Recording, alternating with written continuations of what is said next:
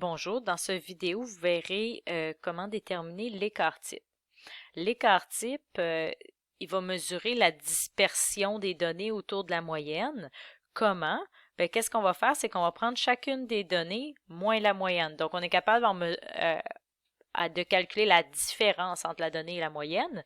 Et bien entendu, compte tenu qu'on a des valeurs qui sont plus grandes et des valeurs qui sont plus petites par rapport à la moyenne, ben on pourrait avoir des valeurs positives et négatives. Donc, lorsqu'on voudrait additionner ça pour faire une moyenne des écarts à la moyenne, on se ramassera avec des valeurs qui s'annulent, des positives et des négatives. Donc, ce que vous avez vu au secondaire qui peut éliminer, entre guillemets, les valeurs négatives, c'est soit les valeurs absolues ou l'écart type, de mettre au carré. Dans le cas de l'écart type, on va choisir de mettre au carré. Vous avez probablement vu qu'il y avait l'écart moyen dans lequel on utilisait les valeurs absolues. Donc, nous, on met au carré et on va additionner tous ces carrés-là ensemble.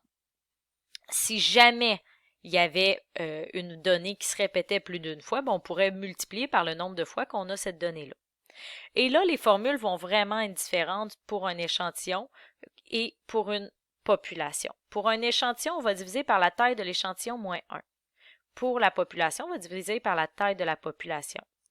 Et le symbole pour l'écart type d'une population, ça va être sigma. Et pour un échantillon, ça va être S.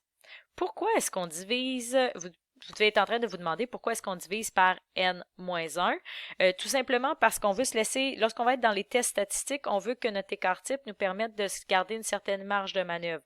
Un échantillon, ce n'est pas une population, et si vous divisez par une valeur plus petite, vous allez obtenir un écart type plus grand.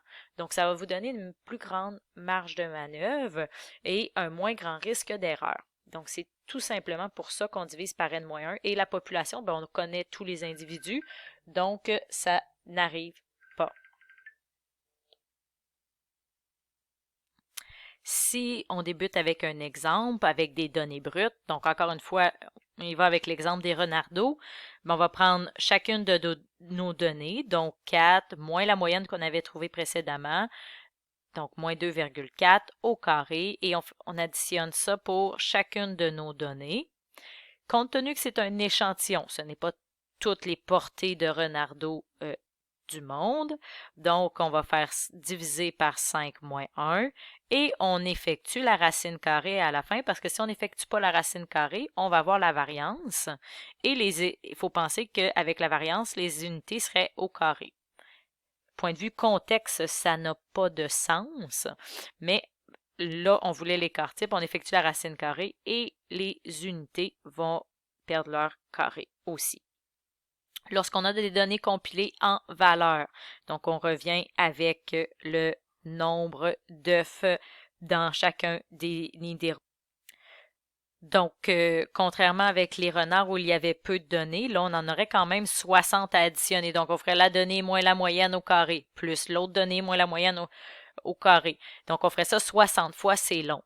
Donc, on va utiliser le fait que on a 9 fois la donnée 1. Donc, 9 fois la donnée 1 moins la moyenne au carré, plus 11 fois notre donnée 2 moins la moyenne au carré. Donc, on additionne tout ça. On divise par le nombre d'individus d'unités statistiques, donc le nombre de nids d'hirondelles, moins 1, donc on va diviser par 59. Et un coup que cette division-là est faite, on effectue la racine carrée. Vous devriez arriver avec environ 1,11 œufs par nid. Et si vous remarquez, je ne l'interprète pas. On n'interprétera pas l'écart type. On va utiliser l'écart type pour calculer ce qu'on va voir plus loin avec le coefficient de variation.